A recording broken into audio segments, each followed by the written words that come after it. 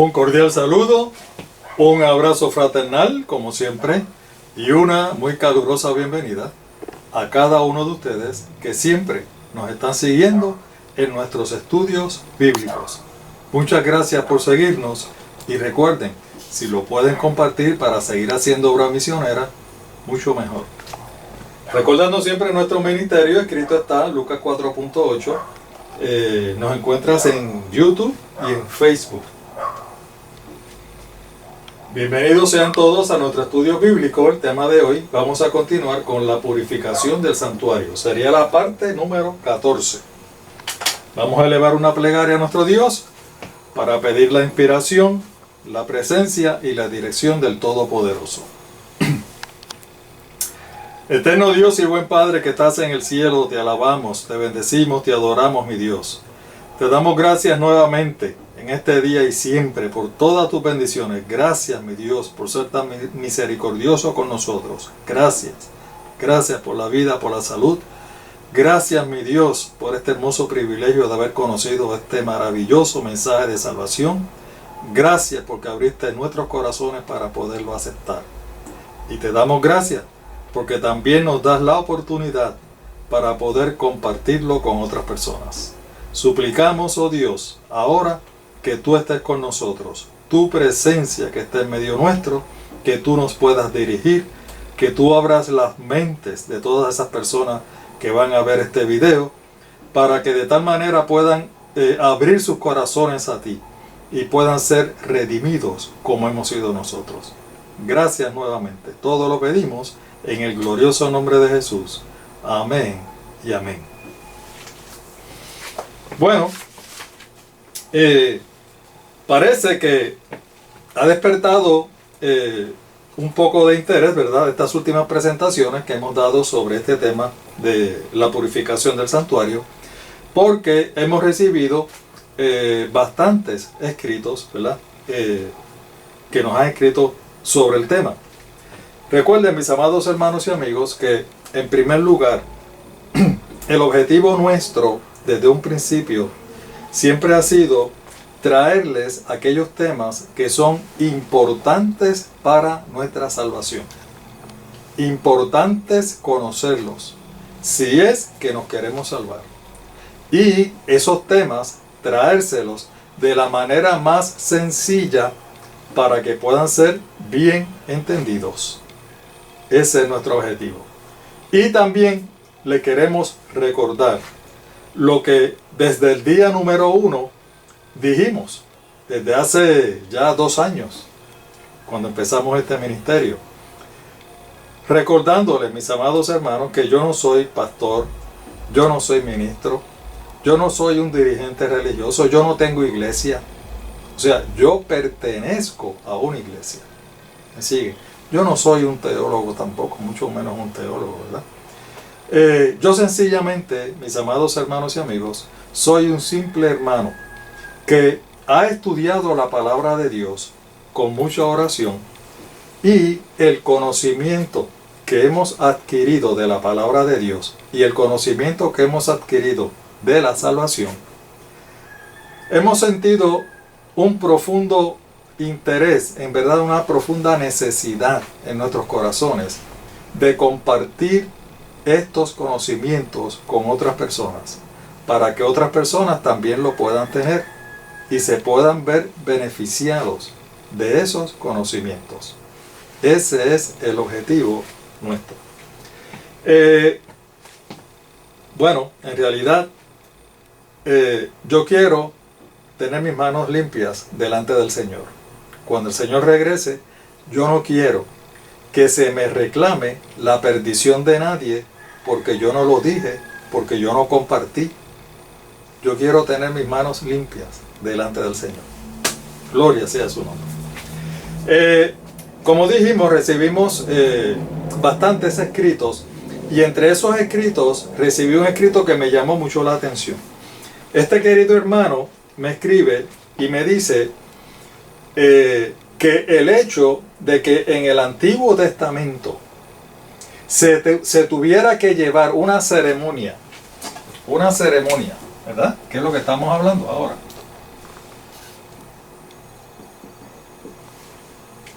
para perdonar los pecados.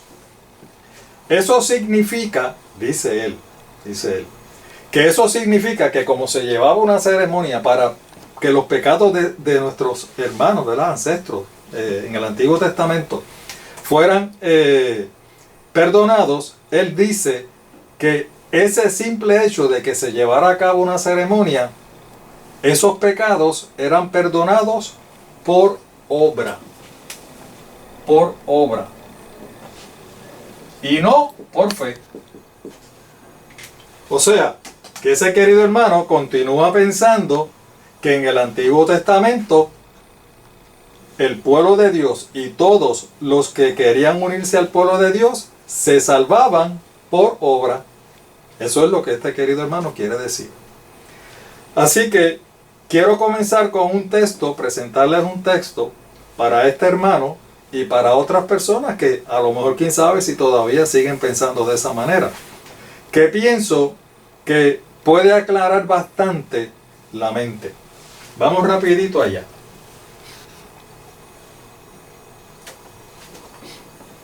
Vamos a buscar en Hebreos capítulo 10 los versículos el 1 y el 4. Ustedes saben que el libro de los Hebreos lo escribió el apóstol Pablo. Dice así: la ley es solo una sombra de los bienes venideros y no la presencia misma de estas realidades. Por eso nunca puede, hermanos, nunca puede, mediante los mismos sacrificios que se ofrecen sin cesar año tras año, hacer perfectos. Nunca puede hacer perfectos a los que adoran.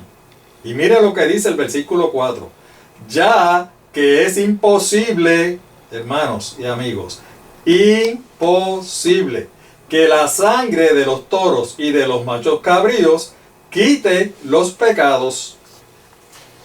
Quite los pecados. Fíjense, aquí el apóstol Pablo comienza el capítulo 10 de Hebreos. Oigan, si ustedes se pueden leer el libro de los Hebreos, es una cosa maravillosa, porque el apóstol Pablo hace mucha referencia precisamente a las diferentes ceremonias que se celebraban en el santuario y las aplica a nuestro Señor Jesucristo. Es decir, que el apóstol Pablo sabía y reconocía que la base y el fundamento del plan de salvación siempre ha sido el sacrificio de nuestro Señor Jesús. Gloria sea su nombre. Bueno, aquí el apóstol Pablo comienza diciendo que la ley, miren, quiero decirles algo, y me lo quiero sacar del corazón porque siempre que me encuentro con algún hermano de cualquier denominación religiosa y sale el tema acerca de la ley,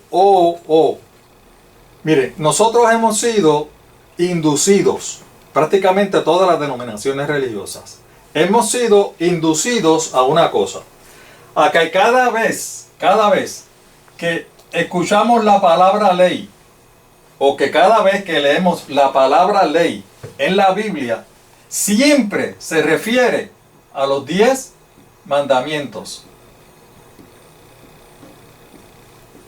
Y nos han hecho creer eso, ¿saben? Nos han hecho creer que cada vez, mire, cada vez que usted encuentra la ley, la palabra ley, no importa de lo que esté hablando, si habla de la ley, está hablando de los 10 mandamientos. Al punto de que prácticamente casi todos los cristianos, cada vez que escuchan o leen la palabra ley en la Biblia, automáticamente su mente va a los 10 mandamientos. El plan nuestro es, si Dios quiere, ¿verdad?, siempre contando con la voluntad de nuestro Dios, cuando terminemos el tema completo de la purificación del santuario, comenzar a estudiar precisamente esto de la ley, las leyes, las diferentes leyes que nuestro Dios le dio a su pueblo. Cómo era que se dividían, para qué eran, todo eso para que nuestra mente quede clara, para ver si de alguna manera podemos sacar de nuestra mente el asunto este de que cada vez que se menciona la palabra ley, rapidito pensamos en los 10 mandamientos, para que estemos conscientes. ¿Ok? En esta ocasión, el apóstol, cuando se refiere aquí a la ley, que empieza hablando de la ley. Hermanos y amigos, no se refiere a la ley de los 10 mandamientos. Se está refiriendo precisamente a esas leyes ceremoniales que se ofrecían ¿en dónde? En el santuario. ¿Ven? Y nosotros precisamente estamos ahora mismo estudiando una de esas leyes, la ley ceremonial, la ceremonia que había que hacer para que los pecados fueran perdonados, ¿verdad? Así que a la ley que se refiere el apóstol Pablo se está refiriendo precisamente a esta ley, a la ley a la ceremonia que había que realizar para perdonar los pecados. Y mira lo que dice, que esa ceremonia, ¿verdad? Esa ceremonia o esas leyes eran una sombra de los bienes venideros y no la presencia misma de las realidades. ¿Por qué era una sombra de los bienes venideros, hermanos? Porque la ceremonia era eso, una ceremonia. Pero la ceremonia, como hemos dicho en varias ocasiones, era una representación.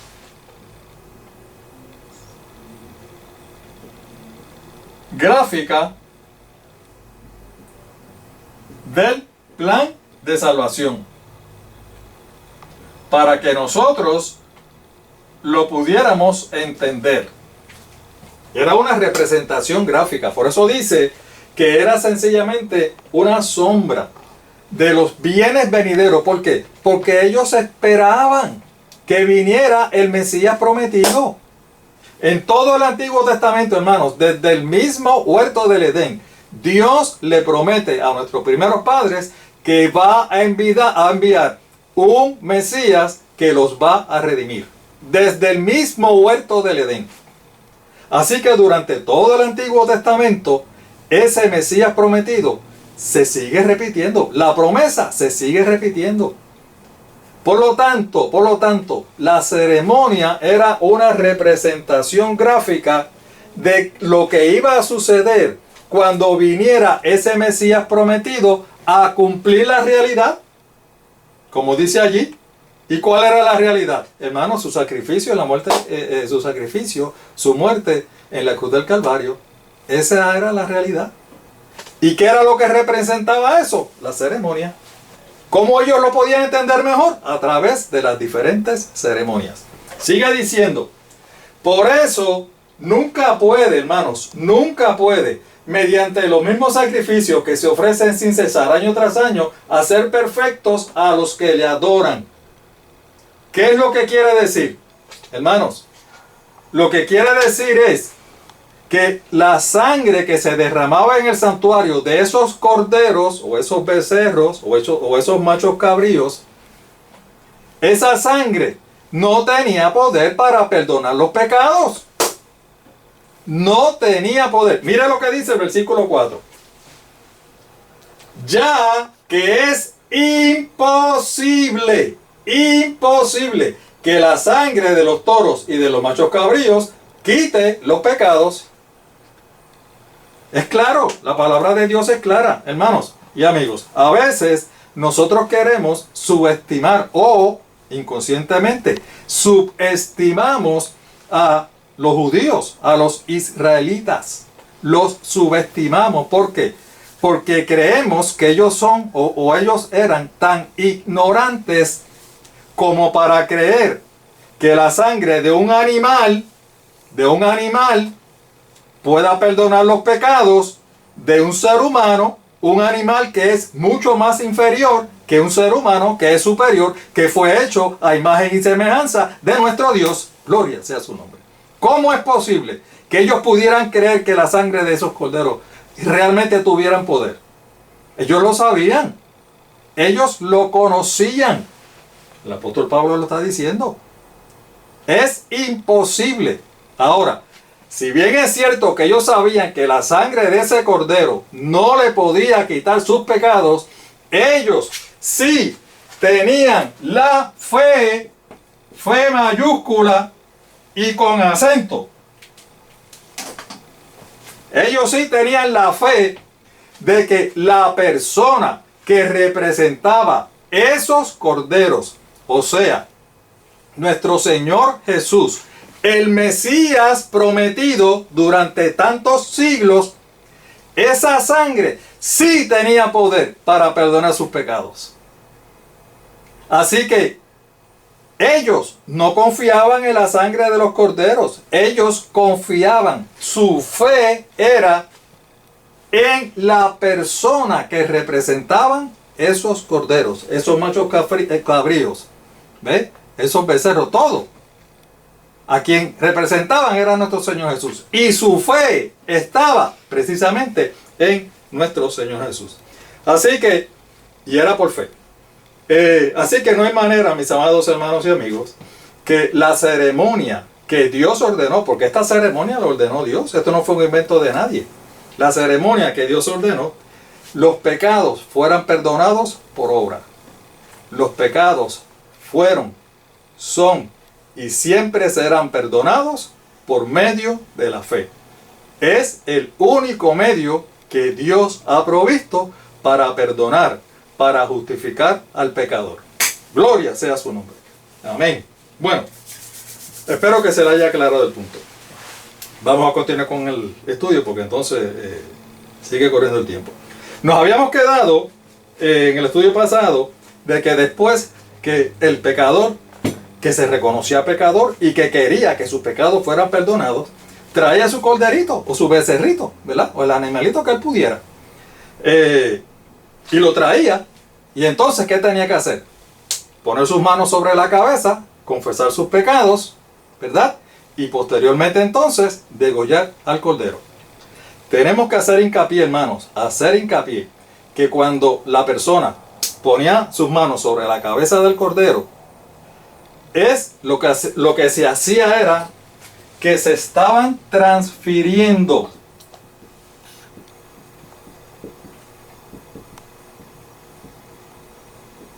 ¿qué cosa? Los pecados de la persona al cordero. O sea, la persona se estaba quitando el peso de los pecados y lo estaba colocando sobre el cordero, ¿verdad?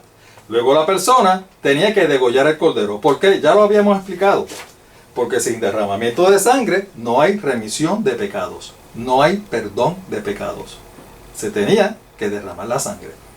Y la misma persona tenía que degollarlo. También lo explicamos por qué. El Señor quería que la misma persona viera a ese cordero morir. Viera a ese cordero desangrarse. Cómo sus ojitos se iban cerrando. Cómo su vida se iba yendo. Porque eso era una representación gráfica de lo que el Señor Jesús iba a hacer en la cruz del Calvario. ¿Verdad? Ya lo habíamos... Sin embargo, la ceremonia no terminaba ahí. La ceremonia continuaba. Continuaba. Y como dijimos, a todos nosotros, otra cosa que nos han hecho creer durante toda la vida, a todos los cristianos, es que el plan de salvación terminó con la muerte de nuestro Señor Jesús. Hermanos, si eso fuera cierto, la ceremonia, que era una representación gráfica, y lo he repetido como 10 veces en lo que va el estudio de hoy, en la ceremonia, que era una representación gráfica del plan de salvación, ahí terminaba la ceremonia. La ceremonia tenía que terminar entonces con el sacrificio del cordero. No se podía hacer más nada. Pero no, la ceremonia continuaba. Mire cómo dice, vamos a repasar. Levítico 4, 5 y 6. Después que el cordero era sacrificado y derramando su sangre, dice, el sacerdote ungido tomará de la sangre del becerro o del cordero y la traerá al tabernáculo de la reunión, o sea, la llevará al santuario, al tabernáculo. Y mojará el sacerdote su dedo en la sangre y rociará de aquella sangre 7 veces delante de Jehová hacia el velo del santuario. Hacia el velo del santuario. Ya habíamos representado cómo era que había que hacerlo. Vamos a hacerlo una vez más para que refrescar nuestra memoria. Ustedes saben que la ceremonia comenzaba aquí, en el altar del sacrificio o el altar del holocausto, la persona tenía que traer su corderito, su becerrito aquí. Aquí era donde él confesaba sus pecados. Aquí era donde el corderito se degollaba. En el altar de sacrificio. ¿Qué era lo que había que hacer después? Porque la ceremonia no terminaba con eso. ¿Qué era lo que tenía que hacer después? Pues entonces el sacerdote tenía que recoger en un envase, hermanos, en un envase, mientras el corderito estaba botando la sangre, porque era degollado, tenía que coger un envase y coger parte de esa sangre en ese envase. ¿Verdad? ¿Y qué tenía que hacer con ese envase? Ese envase, hermanos, lógicamente, lo habíamos dicho, lo habíamos probado, representan los pecados de la persona que confesó los pecados sobre el cordero. ¿Ve? Esa sangre representa los pecados de esa persona. ¿Qué tenía que hacer con esa sangre? La ceremonia empezaba aquí. El sacerdote entonces recogía la sangre y tenía que entonces cruzar, ¿verdad? Entrar, ¿a dónde? Al lugar santo. Y presentarse delante de la presencia de Dios. Eso es lo que dice el texto, ¿verdad? La presencia de Dios está en el lugar santísimo. Ustedes saben que el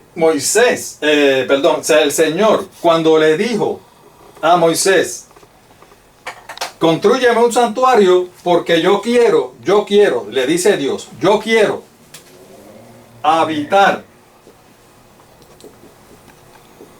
en medio de ustedes. Yo quiero habitar en medio de ustedes. O sea, yo quiero vivir en medio de ustedes. Eso fue lo que el Señor le quiso decir. Yo quiero vivir con ustedes. El lugar específico donde Dios vivía, donde Dios habitaba, era precisamente en el lugar santísimo.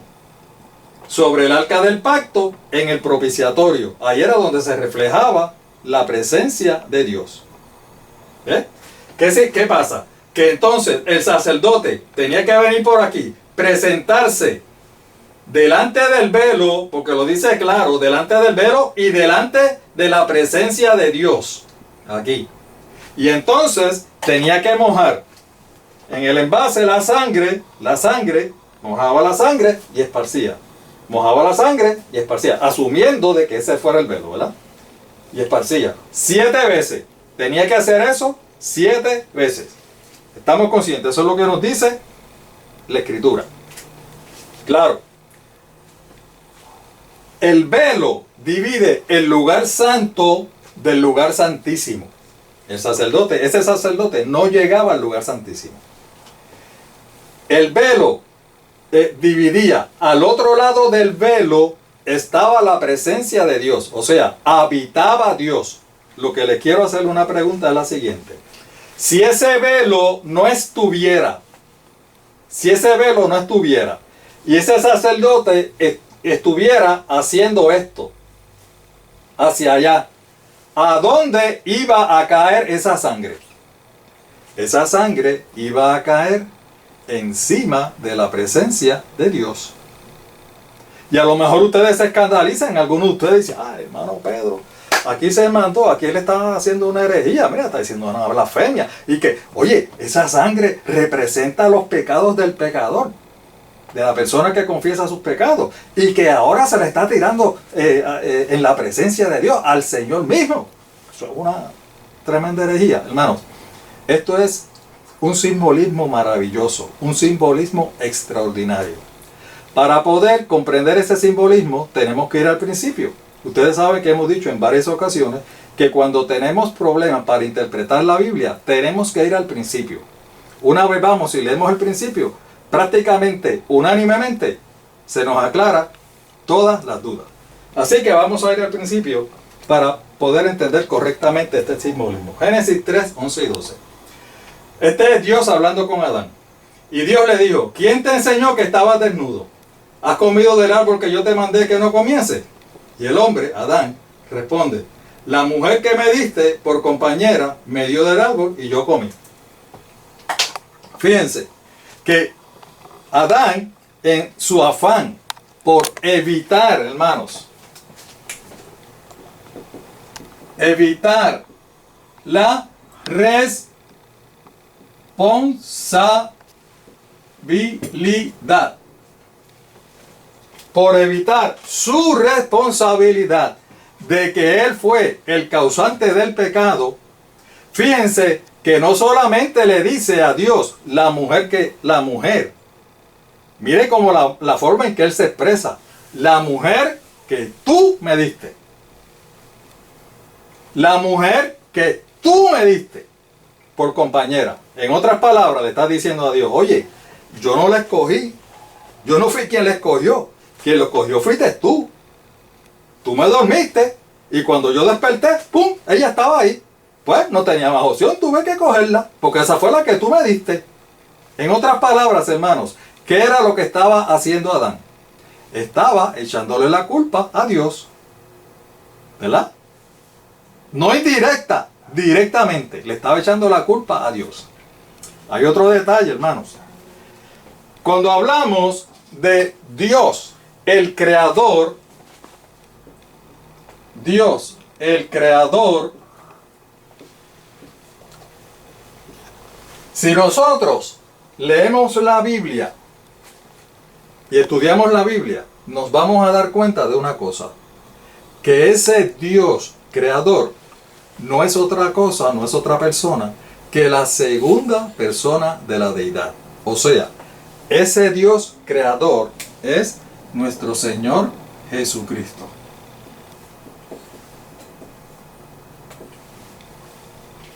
El Señor Jesús es el creador.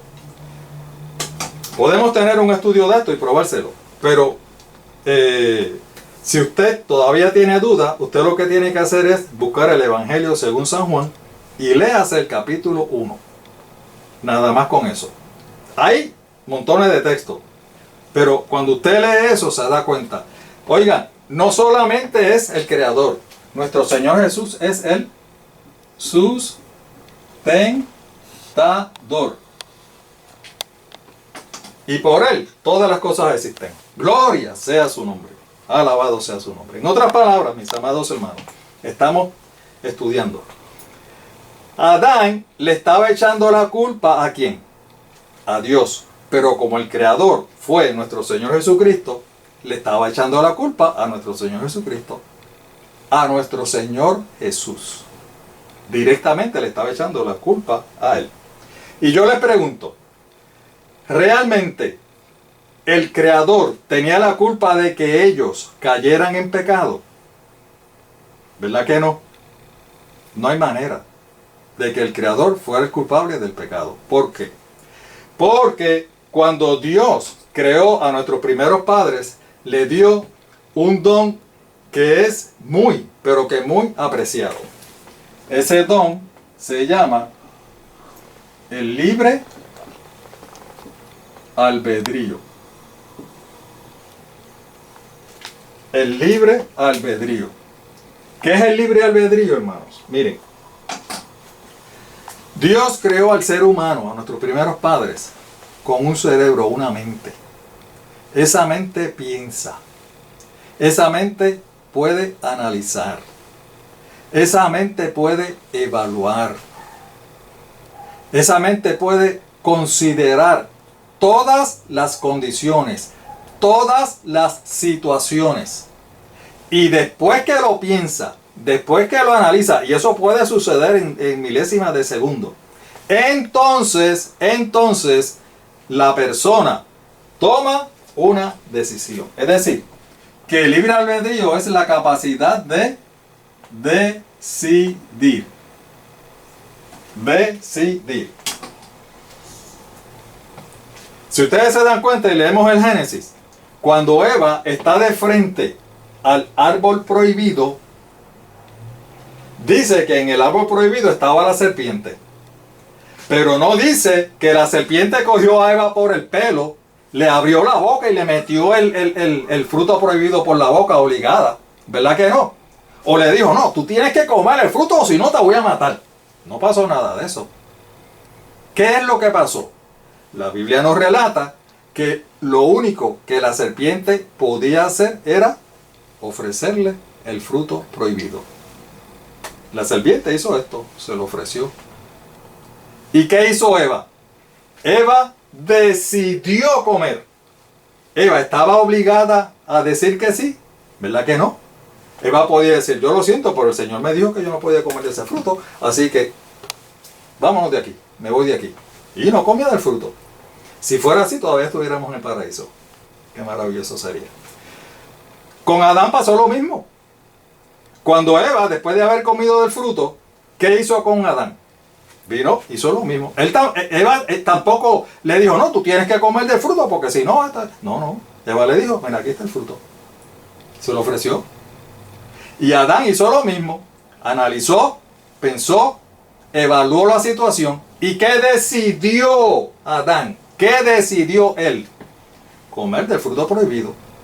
Por lo tanto, la decisión del pecado en este mundo no es de Dios. El culpable del pecado en este mundo no es Dios, no es nuestro Señor Jesucristo. Fueron nuestros primeros padres, porque fue su propia decisión. Es decir, que nuestro Dios, mire lo que vamos a decir, nuestro Dios hizo, cuando creó a nuestros padres, nuestros primeros padres, los creó con la libertad. O sea, los hizo libres para decidir. ¿Verdad? Ellos tenían la capacidad de decidir.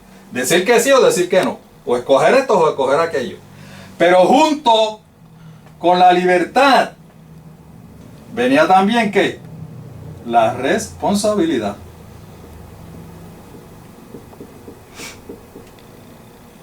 O sea, yo te doy la oportunidad para que tú decidas. Tú eres libre para escoger. Tú eres libre para decidir. Oye, por eso fue que cuando Eva iba camino al fruto prohibido, al árbol de fruto prohibido, el Señor no se le apareció allí en el medio, o mandó un ángel y el ángel le dijo, oye, ¿para dónde tú vas? No, para allá no vaya, no.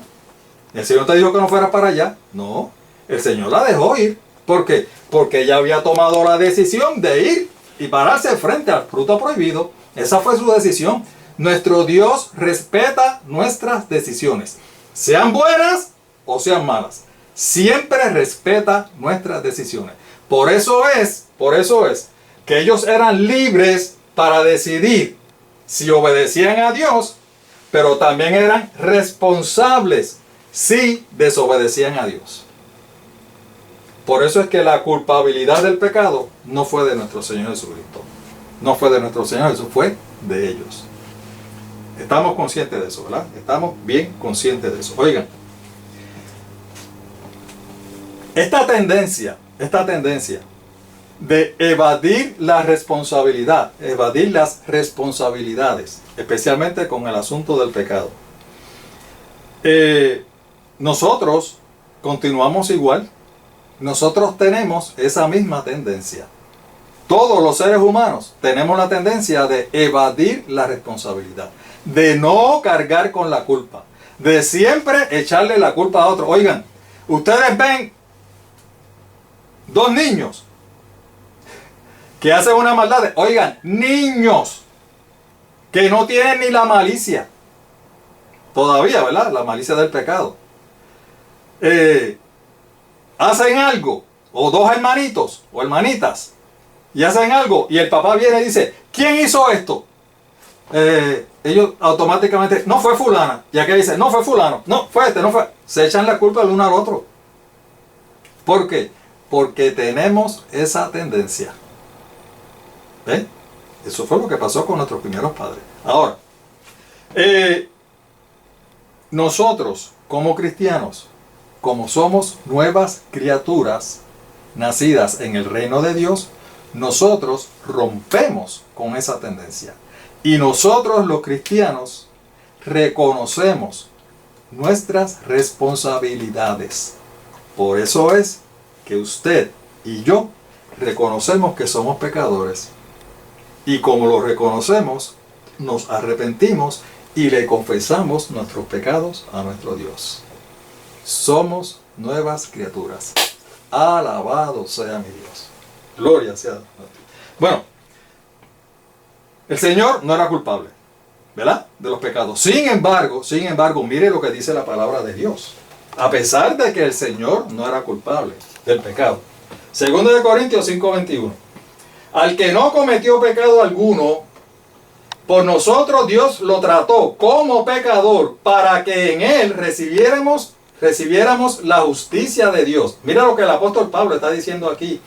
Dice, él no cometió pecado. Oigan, él, la persona de él, mientras él vivió aquí en la tierra, él no cometió pecado. Fue el único ser que nació en este mundo y se mantuvo justo. No cometió pecado. Pero aquí el apóstol Pablo dice, no solamente él no cometió pecado, sino que él no fue tampoco el culpable del pecado de nuestros primeros padres. Pero aún que él no fue culpable, mira, Dios lo trató como el más vil pecador. Dios lo trató como si hubiera sido culpable. ¿Para qué? Para que en él recibiéramos la justicia de Dios. Él se hizo culpable para que nosotros fuéramos declarados inocentes. Qué amor más maravilloso, ¿verdad? Mira lo que dice Isaías, capítulo 53, versículo 6. Todos nosotros nos descarriamos como ovejas, cada cual se apartó por su camino, mas Jehová, ¿qué hizo? Cargó en él. ¿En quién? En nuestro Señor Jesucristo.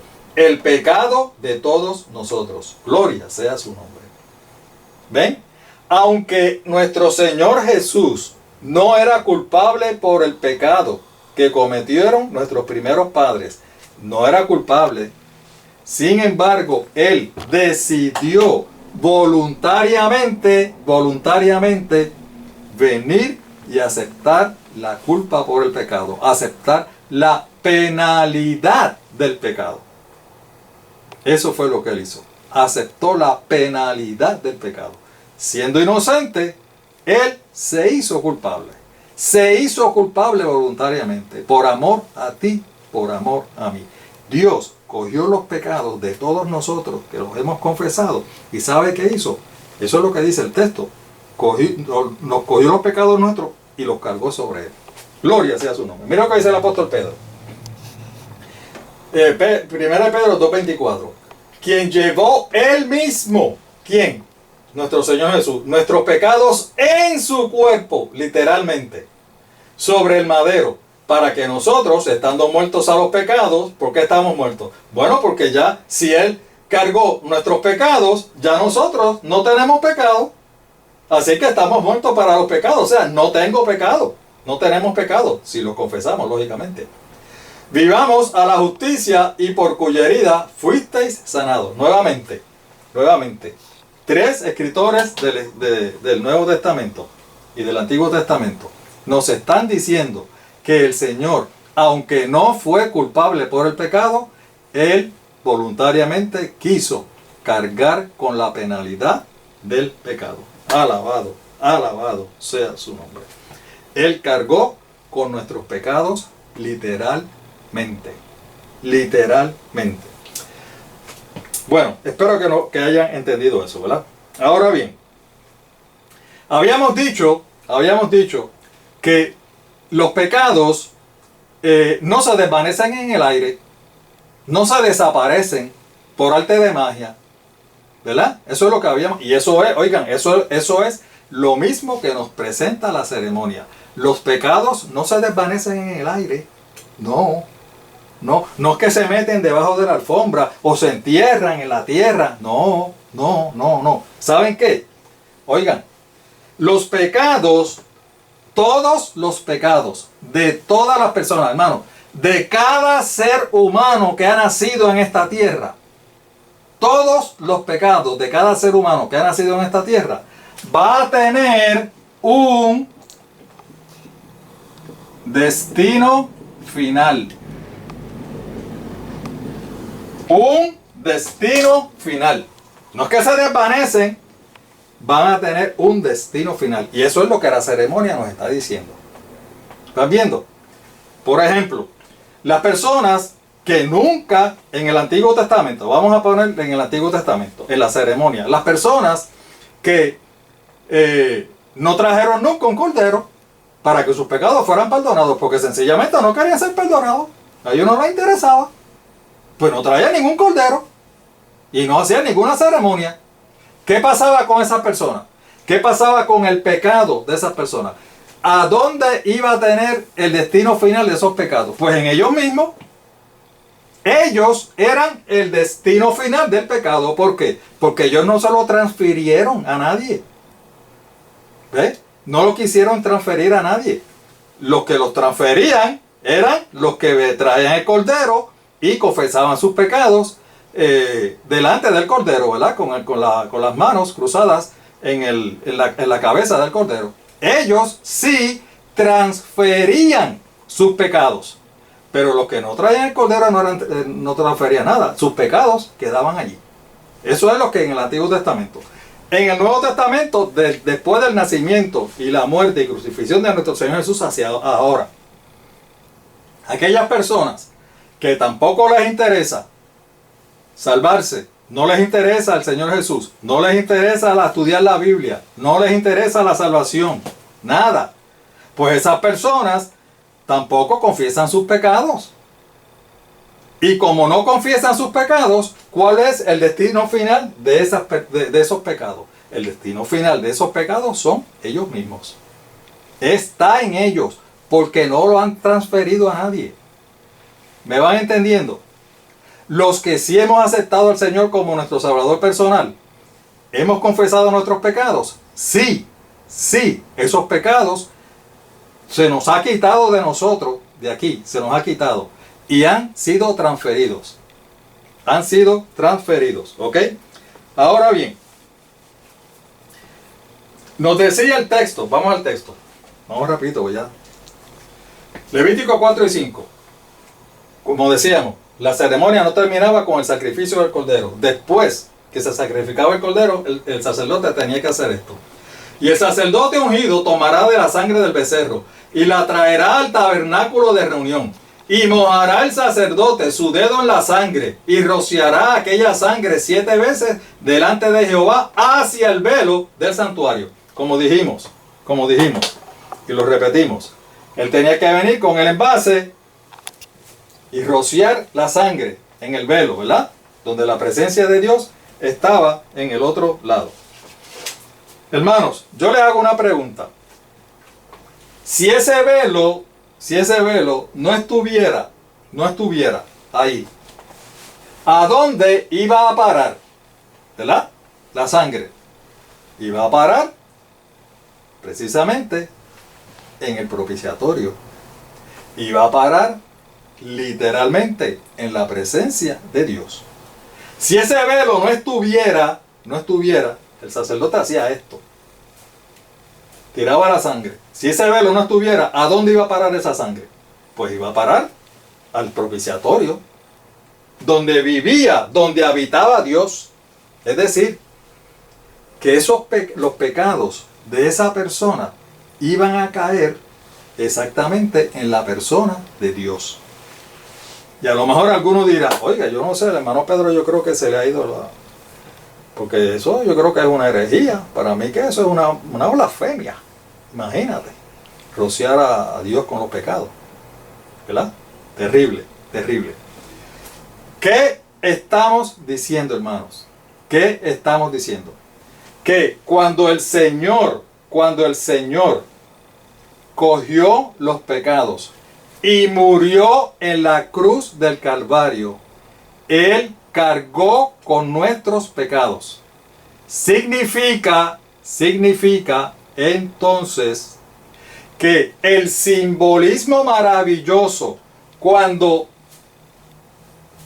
el sacerdote asperja o rocía la sangre hacia la presencia de Dios, hacia donde Dios habita, hermanos, nos está diciendo que Él está cargando con nuestros pecados.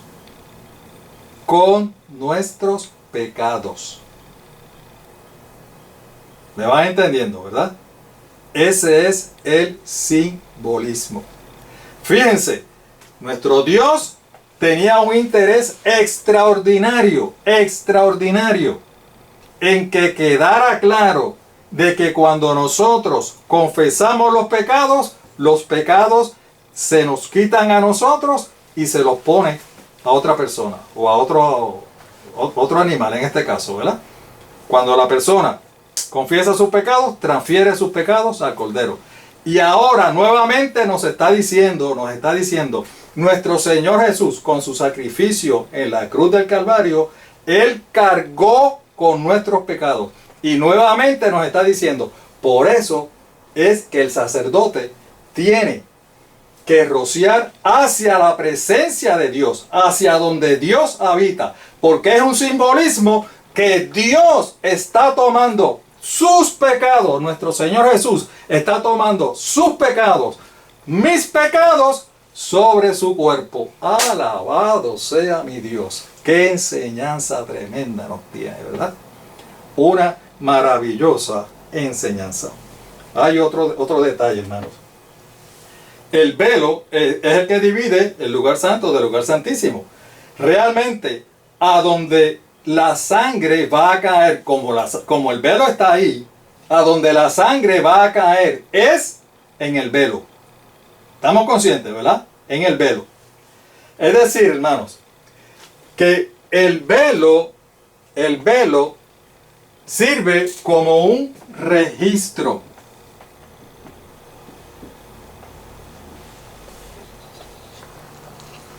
Donde se registran, ¿qué cosa? Los pecados de las personas que están, que confiesan sus pecados, ¿verdad? Un registro.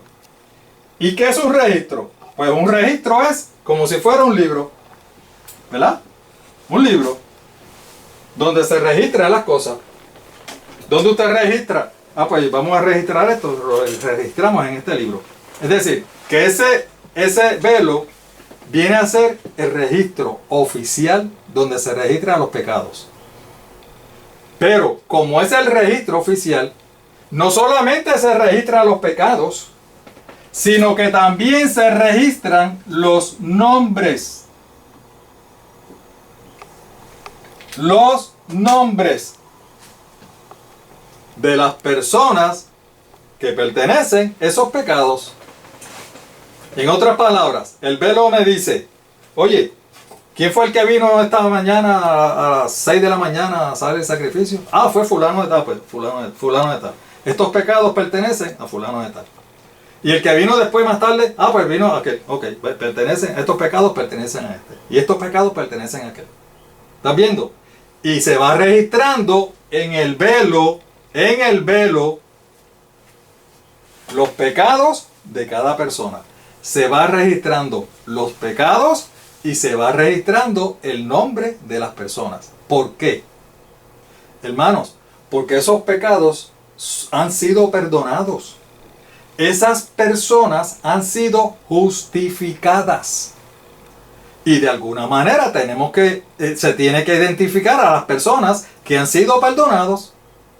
Por eso es que los nombres tienen que ir junto con los pecados. Y están registrados en el velo. Fíjense cómo se va transfiriendo los pecados de la persona al Cordero. Del Cordero al velo. ¿Ve? En su viaje al destino final. Al destino final de los pecados. ¿Ve? Su viaje al destino final. Así que entonces tenemos que los pecados están siendo cuidadosamente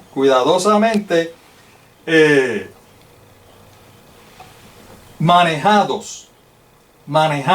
Ustedes saben que hoy en día las autoridades, las agencias que se dedican a investigar, ustedes saben que tienen su protocolo de recoger la evidencia, ¿verdad? Pues se tienen que poner unos guantes, se tienen que coger esto, luego esta evidencia la ponen en unos sobrecitos, estos sobrecitos pues a veces son plásticos, de otras de estas, a veces son de sobre. El asunto es que se establece un protocolo de esa evidencia, ¿verdad? ¿Para qué? Para que esa evidencia que se está recogiendo pueda mantener su integridad. Y cuando esa evidencia llegue a su destino final, ¿verdad? Que van a ser, lógicamente, los diferentes laboratorios que se van a hacer a esa evidencia, pues esa evidencia pueda mantener esa integridad y los resultados puedan ser aceptados. Hermanos, de igual manera, nuestros pecados tienen que ser manejados con esa misma integridad. Y ya ustedes ven cómo son manejados. Del pecador al cordero. Del cordero al velo. Pero ¿saben qué? El velo no es el destino final de los pecados. No es el destino final. El Señor entonces nos trae otra ceremonia donde es la continuación de esta, y en esa otra ceremonia entonces sí nos ilustra y nos dice específicamente cuál es el destino final de los pecados de todas las personas que nos hemos arrepentido. ¿Ven? Eso lo vamos a ver más adelante. Pero para que veamos cómo están siendo manejados los pecados. ¿Ven? No se desvanecen en el aire.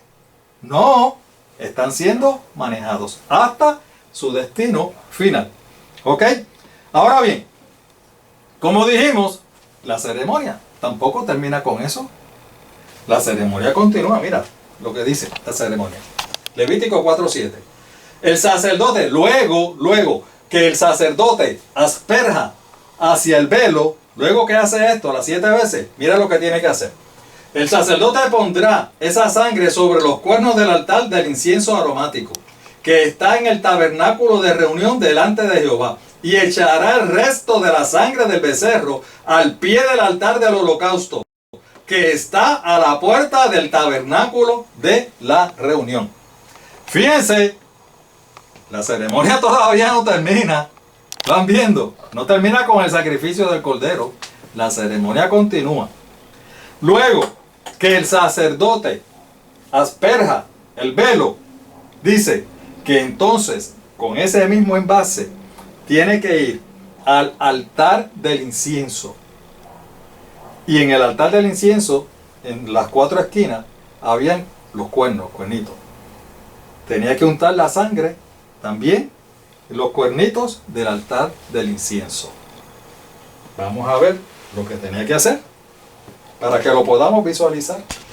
El sacerdote originalmente estaba aquí, ¿verdad? Y estaba tirando la sangre en el velo, ahí, hacia la presencia de Dios. Estaba tirando allí. Cuando hacía eso, tenía que entonces virar aquí. Este es el altar del incienso, ¿lo ves? El altar del incienso. Y entonces en este altar tenía los cuernitos en cada esquina. Y tenía que untar la sangre en esos cuernos también. Oigan, en un estudio pasado, nosotros, cuando estábamos estudiando el recorrido nuestro a través del santuario, decíamos que la justificación nuestra ocurría aquí en el atrio, ¿verdad? La justificación ocurría aquí en el atrio. Y la santificación nuestra ocurría en el lugar santo. Y habíamos dicho que los 3 muebles que hay en el lugar santo es los panes de la proposición, ¿verdad? Habíamos dicho que lo que colabora a nuestra santificación, a prepararnos eficientemente para ese encuentro con nuestro Dios, es los panes de la proposición. Representaba el estudio de la palabra de Dios diario, ¿verdad? La comunión que tenemos con Dios a través del estudio. El candelero representaba que nosotros llevábamos el mensaje a otras personas y ayudando a otros nos ayudamos a nosotros mismos, ¿verdad? Y también decíamos que ese altar del incienso representa nuestras oraciones, o sea, las oraciones, la comunicación que nosotros tenemos con Dios diariamente. El altar del incienso representa nuestras oraciones. ¿Qué simbolismo, hermano, tiene el hecho de que el sacerdote tenía también que untar la sangre en el altar del incienso? Miren, lo que nos está diciendo el Señor es que una vez, esto es una cosa maravillosa, es que Dios es una cosa maravillosa. Lo que nos está diciendo es, después que la sangre es tirada hacia la presencia de Dios, o sea, que los pecados están siendo recogidos por el mismo Dios, ¿verdad? Dios está cargando, la segunda persona de la deidad, está cargando con nuestros pecados. Eso es lo que está diciendo cuando hacemos eso, cuando el sacerdote hace eso. Después que nuestro Señor Jesús cargó con nuestros pecados en la cruz del Calvario, ahora usted y yo no tenemos que llevar a la iglesia un corderito para hacer la misma ceremonia, confesar los pecados y sacrificarlo. Nos está diciendo que ahora, esos pecados son perdonados por nuestras oraciones. Gloria sea mi Dios. Alabado sea. Por eso es que usted y yo, cuando vamos a la iglesia, no tenemos que llevar el cordero. Porque Dios nos ha provisto de otra forma para perdonar nuestros pecados. Dios ha hecho otra provisión a favor suyo y a favor mío. Esa provisión es a través de la oración. Ahora usted y yo nos podemos arrodillar en la intimidad del hogar y pedirle perdón a Dios por nuestros pecados. Y Dios nos garantiza a través de esa representación gráfica de que esos pecados van a ser perdonados. Si usted y yo nos arrepentimos sinceramente, esos pecados está garantizado de que van a ser perdonados. Y eso el Señor lo ilustra en la ceremonia también. Qué grande es nuestro Dios, ¿verdad? Qué cosa maravillosa. La ceremonia tampoco termina con eso. Nos decía el texto lo siguiente. Luego que el sacerdote le pasa a los cuernos la sangre, tiene que venir con ese envase, otra vez, con lo que le sobró de la sangre. Tiene que salir del lugar santo y venir nuevamente al tabernáculo, aquí al altar del sacrificio, el altar del holocausto. Y en ese altar, entonces, esa sangre que le sobraba en el envase, derramar esa sangre en este altar del holocausto. Lógicamente, en este altar era que se quemaba el sacrificio. Y la sangre también se quemaba ahí. ¿Ves? Volvía, es decir, que el final de la sangre volvía aquí. Lo que sobraba de la sangre. ¿Qué mensaje nos está dando con eso, hermanos? ¿Qué mensaje? Lo que siempre hemos dicho. Que la base y el fundamento del plan de salvación es el sacrificio de nuestro Señor Jesucristo. La palabra es constante y consistente.